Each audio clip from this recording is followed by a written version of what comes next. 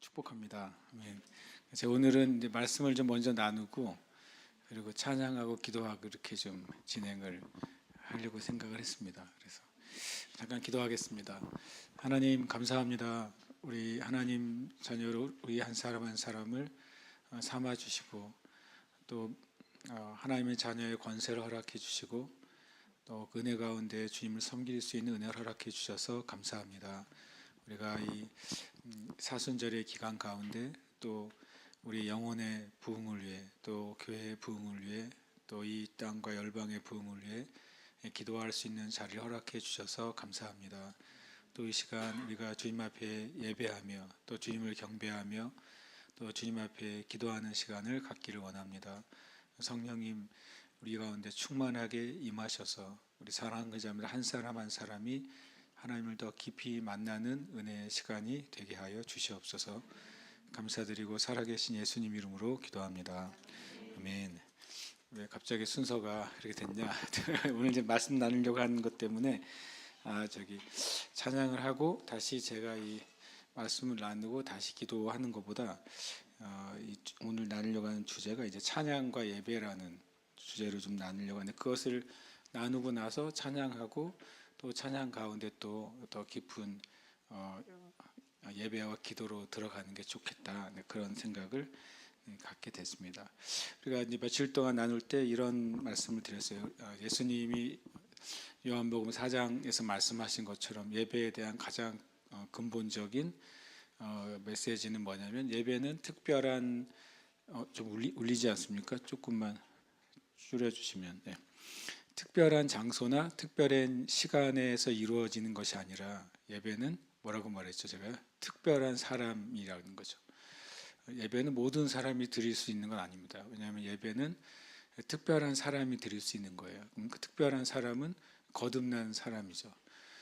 표현상 그렇지만 그럴 수는 없겠지만 거듭나지 않은 사람이 하나님을 예배하고 그것을 하나님이 받으실 수가 없습니다. 왜냐하면 예배는 거듭난 사람에게 주신 은혜고 특권이기 때문에 그래서 특별한 사람이 드리는 건데 하나님 앞에 그러나 장소와 시간이 불문이다는 말씀드렸어요. 어디서나 언제든지 하나님을 만나는 것이 예배라는 말씀을 드렸습니다. 그래서 예배라는 말의 근본적인 의미가 하나님께 경배하다, 자신을 낮추다, 엎드리다 이런 뜻이라는 사실을 말씀드렸어요. 그러니까 이 말을 제가 왜 반복하냐면 우리가 찬양하고 예배하잖아요. 그러면 다시 말하면 예배 자체가 하나님께 엎드리다, 굴복하다 그런 뜻이잖아요. 거기는 노래라는 개념은 없잖아요. 그렇죠? 그래서 우리가 찬양과 예배라는 개념을 얘기할 때 한 가지를 좀 정리하고 싶어서 그렇습니다. 오늘 찬양과 예배가 같은 것이냐? 이게 질문이 좀 이제 그 트릭이 있는 것 같은 질문이잖아요. 찬양은 예배냐? 이렇게 질문하면은 그렇죠라고 당연히 말할 수밖에 없고 또 그러면 아닌가라고 질문하게 되는 거죠. 그러니까 왜냐하면 찬양은 곧 예배는 아니에요. 그렇지만 만약에 그러면 예배는 찬양이냐? 예배 안에 찬양은 반드시 포함이 되죠. 그러니까 노래 하나님을 높여드리는 것 자체는 찬양인데 그것이 예배의 의미로 본다면은 모든 찬양은 다 예배는 아닌 거죠. 다만 이제 찬양 드리는 개인이나 회중이 하나님을 예배할 수 있는 길을 만들어 줍니다. 물론 찬양 중에 예배가 시작될 수도 있어요. 찬양 중에. 그러나 찬양 자체가 예배가 아니라 찬양은 하나님 앞에 예배가 뜻이 뭐라고요? 하나님 앞에 굴복하는 것입니다. 하나님 앞에 자기를 낮추는 거예요. 그래서 하나님을 만나는 거예요. 그렇지만 이제 찬양 자체가 그냥 굴복하고 있는 게 아니잖아요. 오히려 찬양은 우리가 더 전심으로 하나님께 나가잖아요. 소리를 높여서 노래하고 또 몸으로도 주님 앞에 높여드리고 그래서 표현하잖아요. 찬양. 그런 예배는 어떤 면에서는 찬양은 표면적으로는 더 큰 소리와 더 우리가 적극적으로 우리를 드러내는 표현이 있지만 예배는 어떤 면에서는 좀 더 정적인 것입니다. 만약 어떤 사람이 주님을 전심으로 찬양하고 높이다가 하나님의 임재 안에 들어간다면 그럼 그 사람은 표면적으로 이제 소리라는 개념으로 보면 소리는 자연스럽게 줄어들게 될 겁니다. 왜냐하면 하나님의 임재 안에 들어갈 때 내가 소리를 높이거나 몸을 움직일 필요가 없을 거예요. 왜냐하면 하나님의 임재 안에 들어가고 주님을 만난다면 오히려 더 나의 생각과 마음은 더 고요해지고 젖된 아이가 그 어머니의 품 안에 있는 것처럼 우리의 영적으로 더 고요하고 깊은 곳으로 들어가기 때문에 그런 것에 이제 차이가 있다는 걸 우리가 이제 기억할 필요가 있습니다. 그리고 찬양 후에 예배가 이어진다는 개념이 성경에 자주 나옵니다. 하나 찾아보겠습니다. 시편 95편 말씀인데요.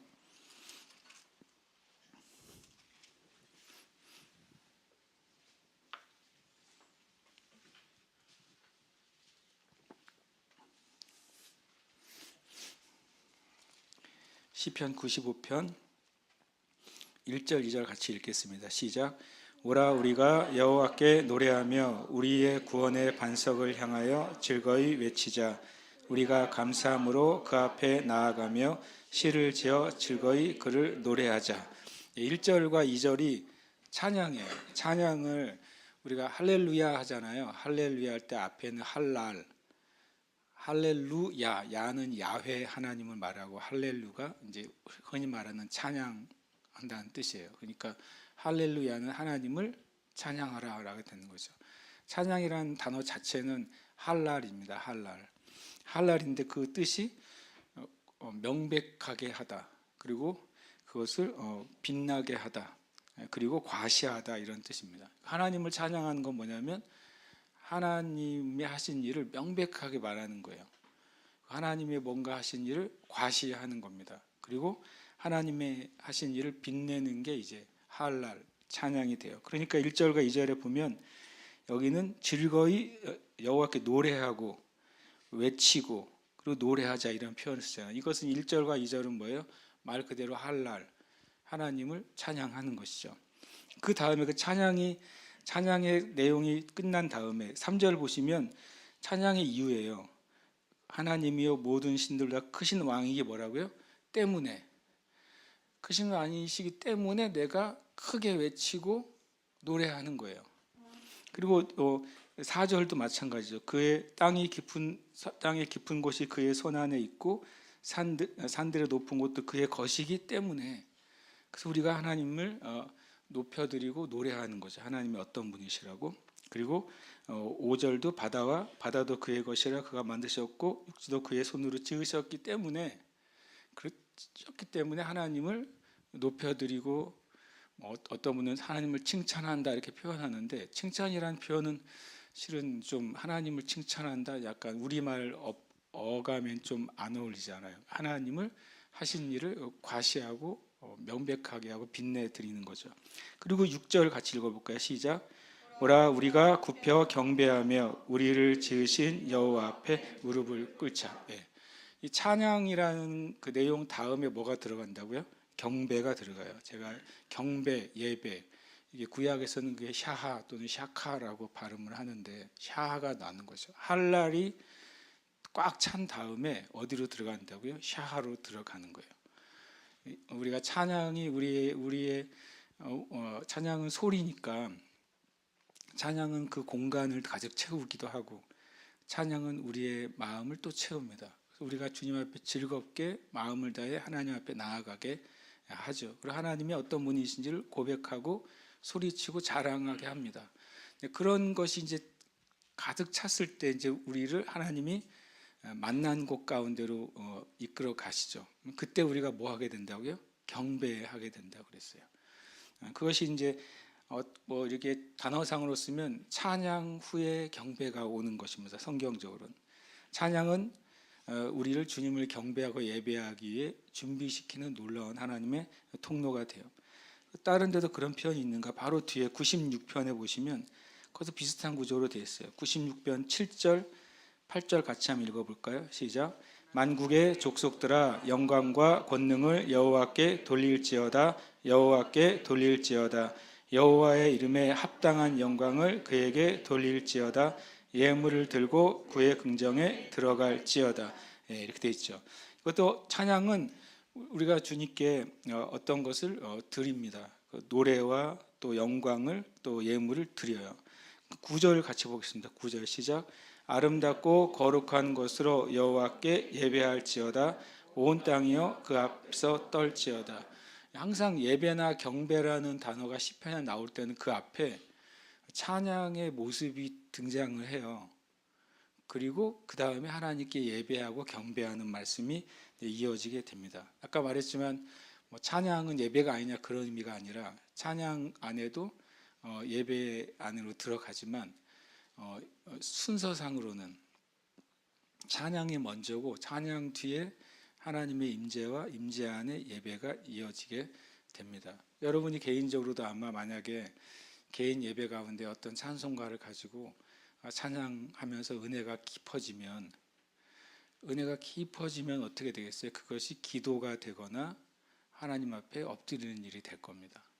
그것이 우리가 자연스럽게 우리가 찬양에서 깊은 예배로 경배로 들어가는 통로가 되는 거죠. 하나님 우리에게 무엇인가 행하신 것에 대한 우리가 표면적으로 반응할 수 있는 게 세 가지죠. 기도와 또 찬양과 예배가 됩니다. 한 몇 가지 면에서 찬양과 예배를 조금 이제 이해를 하고 같이 찬양하고 기도하고 싶은데요. 첫 번째로는 그 찬양과 예배의 그 동기입니다. 그러니까 이 찬양과 예배, 찬양은 일종의 이제 우리의 그 고백을 드리는 겁니다. 하나님이 어떤 분이십니다. 하나님이 이런 일을 행하셨습니다라고 하는 고백을 드리는 거예요. 그리고 가끔 제가 흔히 이제 복음송이라고 하는 복음송 안에는 찬양이 아닌 게 참 많다는 거죠. 왜냐하면 복음송에는 어떤 게 찬양이 아닌 게 많냐면 내 신세를 고백하는 노래들이 많아요. 그거는 실은 찬양은 아니에요. 다시 말하면 찬양은 빛내는 거예요. 드러내고 높이는 건데, 물론 이제 찬양의 가사가 우리나라 같은 정서에는 전반부는 굉장히 어둡게 가요. 후반부는 주님께 영광이 되거든요. 많이 그러잖아요. 그래서 우리의 정서가 그런가 봐요. 주님, 나는 이렇 부족하지만 주님이 나를 살려주셨고 구원해 주셨고 함께해 주셨고 이런 정서가 한국의 이제 가스펠의 신기한 정서이더라고요. 물론 그것도 저는 이제 그 자체가 무의미하다는 게 아니라 어떤 면에서는 찬양은 고백을 드리는 거예요. 누구에 대한? 하나님에 대한. 하나님의 하신 일에 대해서 고백하는 게 찬양이죠. 그게 이제 우리의 동기예요. 그러면 경배의 차원으로 들어간다면, 예배의 차원으로 들어간다면 우리는 그때는 우리의 동기가 뭐를 드리게 되냐면 우리 자신을 드리는 동기가 되는 거예요. 이걸 이제 두부자를 잘라가지고 여기까지 찬양해 여기까지 경배야 이런 개념이 아니라 우리가 이해할 필요가 있는 겁니다. 우리는 하나님 아버지 앞에 나아갈 때 하나님이 우리에게 행하신 일을 고백하면서 나갑니다. 그리고 그것을 높여드리고 자랑하는 거죠. 그리고 그 가운데 나중에는 하나님의 그 임재 가운데 들어가면 이제는 고백이 아니라 나 자신을 드리게 돼요. 하나님께요. 나의 본질 자체를 주님 앞에 복종시켜서 드리는 것, 그게 실은 경배이고 예배라고 말하는 거죠. 일단 예배의 핵심적인 동기는 나 자신을 드리는 게 됩니다. 그렇게 보면 예배 안에 찬양이 포함되어 있다라고 이해할 필요가 있어요. 만약에 가수가 콘서트에서 노래를 부른다면 그 가수는 목적이 있잖아요. 자기의 실력을 드러내고 또 그 콘서트를 통해서 유명해지거나 또 부와 명예를 얻을 수 있잖아요. 근데 만약에 그 똑같은 가수가 본인의 부모님 구순 잔치에서 축하 공연을 한다고 생각해 보세요. 그 목적은 뭐예요? 자기를 드러내기 위한 것도 아니요. 뭐냐면 그분을 축하하기 위해서 노래하는 거잖아요. 그러니까 목적이라는 게 우리가 분명히 있는 거예요. 우리가 하나님을 찬양할 때는 명확하게 이 대상을 향하고 있어야 된다라고 말하는 겁니다. 시편 29편 보겠습니다. 시편 29편.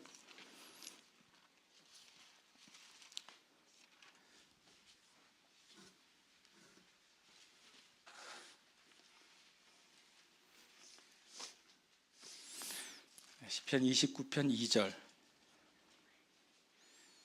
함께 읽겠습니다. 시작. 여호와께 그의 이름에 합당한 영광을 돌리며 거룩한 옷을 입고 여호와께 예배할지어다. 아멘. 여기 합당한 이것이 찬양의 중요한 동기가 돼야 돼요. 하나님께 합당한 걸 드려야 돼요. 그분이 어떤 분이신지, 그분이 무슨 일을 행하셨는지를 말해야 되는 겁니다. 시편 96편 8절도 똑같이 합당한이라는 표현이 되어 있어요. 그래서 우리가 하나님을 찬양할 때 하나님이 행하신 것에 걸맞게 찬양을 드려야 돼요. 우리가 그래서 때로는 내가 찬양하러 나와 있는 나의 상태에서부터 찬양을 시작하는 것은 저는 찬양이 아니라고 자주 말하는 겁니다. 왜냐하면 찬양은 하나님이 행하신 것에 합당하게 드리는 거예요. 뭐 적절할지 모르겠지만 만약에 임금님 앞에 광대가 춤을 춘다면 광대의 기분이 좀 나빠서 그 슬픈 춤을 출 수는 없잖아요. 임금을 기쁘게 하려면 내가 지금 기분이 좀 안 좋아도 엄청 해맑고 밝게 웃으면서 춤을 출 거 아니에요. 그러니까 우리가 우리 자신을 속이라는 말이 아니라 우리가 하나님 앞에 나아갈 때는 하나님의 수준에 합당하게 우리가 나가야 돼요. 그리고 그것이 하나님이 받으시는 찬양이 되는 겁니다. 첫 번째가 동기 있고 내적 동기요. 두 번째는 이제 목표입니다. 찬양의 목표는 그가 행하신 일을 드러내는 거예요. 아까 말한 것처럼 그가 행하신 일을 계속 드러내는 게 찬양의 목표예요. 시편 107편 보겠습니다.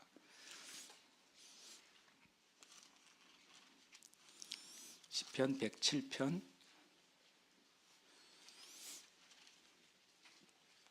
같은 내용이 3번 반복되는데 8절 읽겠습니다. 시작. 여호와의 인자하심과 인생에게 행하신 기적으로 말미암아 그를 찬송할지어다. 21절 시작. 여호와의 인자하심과 인생에게 행하신 기적으로 말미암아 그를 찬송할지어다. 31절 시작. 여호와의 인자하심과 인생에게 행하신 기적으로 말미암아 그를 찬송할지어다. 아멘. 여기서는 목적이 두 가지예요. 가만히 보시면 3번 반복된 하나님 여호와의 인자하심은 하나님의 성품이죠. 인생에게 행하신 기적은 하나님의 역사고 사역이잖아요.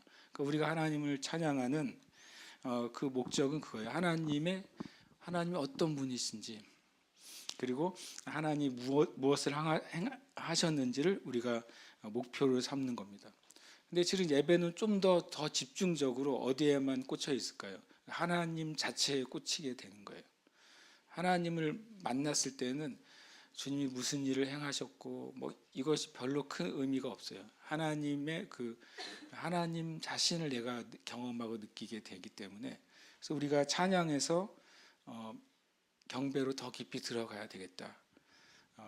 예배 인도자들도 마찬가지죠. 마음의 동기 안에 주님을 예배하고 인도할 때 찬양팀도 전심으로 하나님을 높여 드리는 것을 통해 내 자신뿐만 아니라 우리 모든 회중이 하나님 자신을 만나는 자리까지 가기를 원하는 마음으로 주님께 나가야 돼요. 그것이 우리가 찬양에서 예배로 가는 놀라운 은혜를 우리가 경험하게 하는 겁니다. 그리고 찬양과 예배의 이제 영감과 원천은 둘 다 뭡니까? 영이에요. 그래서 우리 찬양의 그 시작은 영에서부터 시작해야 된다. 그리고 진리 안에서 시작해야 되는 거죠. 또 굳이 구별을 한다면 찬양은 거듭난 그리스도인이 하나님 앞에 성령 안에서 나아가는 거예요. 근데 경배는 성령 안에 나아가서 하나님 앞에 나아간 그에게 하나님이 그에게 오시는 겁니다. 왜냐하면 이 히스기야 왕이 죽던 해 하나님의 보좌 앞에 가서 엎드리잖아요. 그냥 엎드리면 하나님 앞에 간 것이죠. 왜냐하면 자신이 할 수 있는 것이 없고 히스기야의 그 종교 개혁이 멈췄고 그래서 하나님의 은혜가 멈췄다고 생각하니까 슬픈 마음으로 하나님 앞에 이사야가 갔어요. 그 다음에 어떤 일이 벌어집니까? 하나님이 이사야에게 오시죠. 이사야에게 오셨을 때 그 하나님의 그 옷자락을 경험하는 거예요. 이사야가 하나님 옷자락을 경험하니까 그 다음에 거기서 이사야의 소명이 새롭게 되잖아요. 이사야가 히스기야 왕이 죽던 해에 하나님의 전에 가서 엎드리기 전에도 이사야는 여전히 선지자였습니다.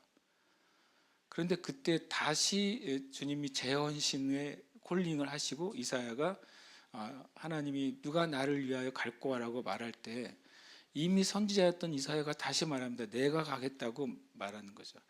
그러니까 임재는 실은 어떤 면에서는 내가 주님 앞에 머물 때 주님이 임하시는 거예요. 그래서 이것이 이제 찬양에서 우리가 임재로 들어가야 되겠다라고 하는 것입니다. 헌신에 있어서도 찬양의 차원에서의 헌신은 우리의 의지와 감정을 헌신해야 돼요. 찬양하기 위해서는 내가 아까 말한 것처럼 나의 감정이나 나의 어떤 육과 혼과 영의 컨디션을 헌신해야 돼요.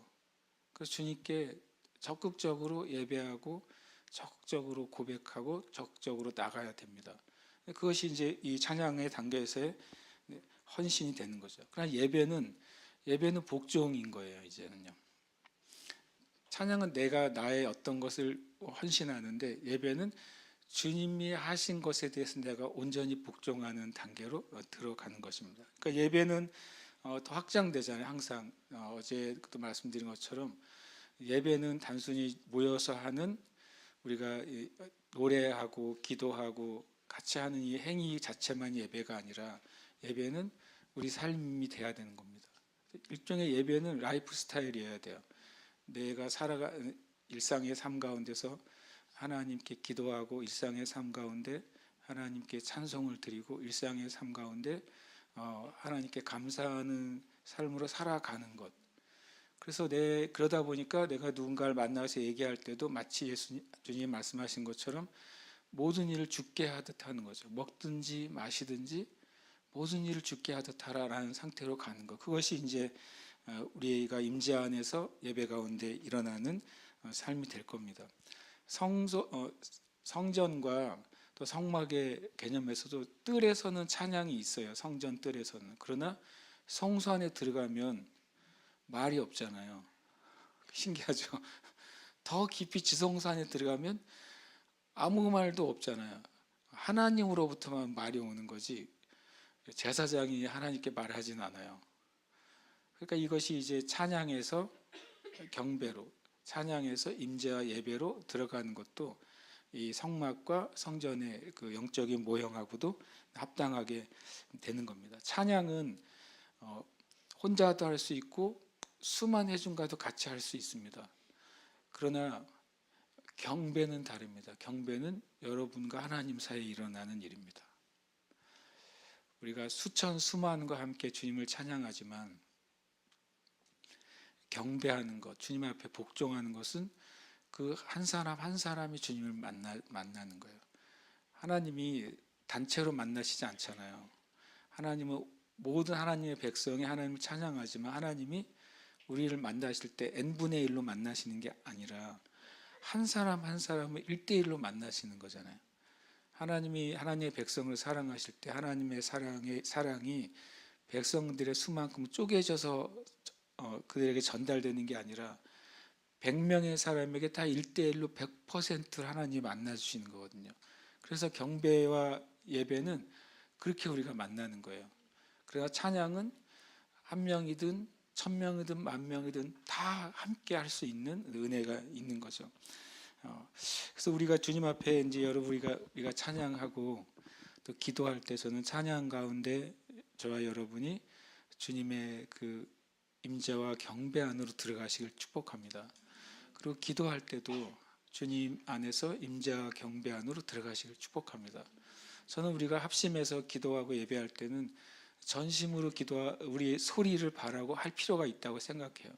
그러나 여러분 안에 주님 만지심이 있기 시작할 때는 또 주님 앞에 여러분 각자가 나가는 겁니다. 어떤 사람은 주님이 임재가 일어나면 더 크게 부르짖을 수도 있죠. 어떤 사람은 주님의 임재 가운데 정말 내가 몸으로 엎드려서 주님 앞에 내 자신을 복종할 수도 있죠. 어떤 사람은 오히려 조용히 잠잠히 주님 앞에 내 마음을 그냥 계속 드릴 수도 있습니다. 그래서 우리가 주님 앞에 찬양에서 임재로 또 경배로 예배로 우리 교회가 더 그렇게 나가야 될 줄 믿습니다. 이미 여러분과 제가 정말 탁월한 탁월하다는 것은 잘한다는 게 아니라 주님을 더 예배하는데 훈련돼 있다고 저는 믿어요. 그러니까 더 주님 앞에 우리 자신을 존재를 드리고 하나님 자신을 만나는 그 찬양과 경배의 자리로 우리를 저는 초청하시고 있다고 저는 믿습니다. 함께 이 시간 우리 찬양하고 싶습니다. 오늘 토요일이잖아요. 그래서 토요일 제가 생각을 많이 했겠죠. 오늘 빨리 끝내고 집에 가라 그럴까 생각을 했어요. 그런데 뭐 어차피 내일도 새벽 예배는 없으니까 또 오늘도 찬양을 우리 한 곡 하고 예배한 다음에 제가 나와서 한 시간은 제가 기도를 할 겁니다. 근데 제가 첫날 1시간 기도가 조금 제가 약간 버겁긴 했어요. 좀 웃으실지도 모르겠지만 기도하다가 몇 분쯤 지났나 궁금하잖아요. 아니 그냥 뭐 사람이 그렇잖아요. 내가 1시간 한다고 했으니까 몇 분쯤 지났나 궁금하죠. 첫날은 기도를 하다가 살짝 시간을 봤더니 많이 했는데 20분 지난 거예요.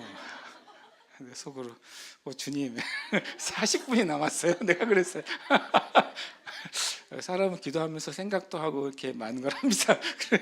그래서 기도해서 제가 이제 1시간 이제 첫날 기도하고 이제 제가 내려갈 때는 한 3번 정도 시간을 이제 확인을 했어요. 둘째 날까지도. 그런데 어제는 이제 한참 기도하다가 이제 더 기도를 좀 하고 싶었는데 혹시 그래서 봤더니 50분이 지났더라고요.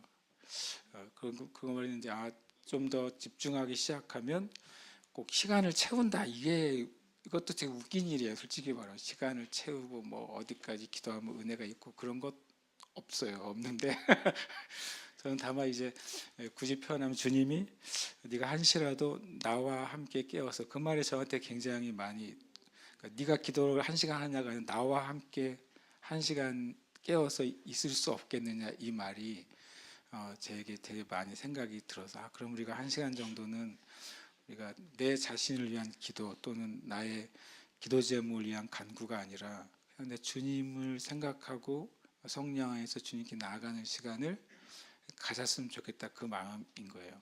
그리고 그렇게 기도하다가 우리 안에 소원이 있고 갈망이 있으면 주님께 부르짖으면 돼요. 또 우리 안에 주님 말씀하시는 것이 있으면 내가 고백하면 되고 그리고 또 우리에게 순종하기를 원하시는 것이 있으면 순종하면 된다고 저는 믿습니다. 먼저 우리가 함께 찬양으로 나아가겠습니다.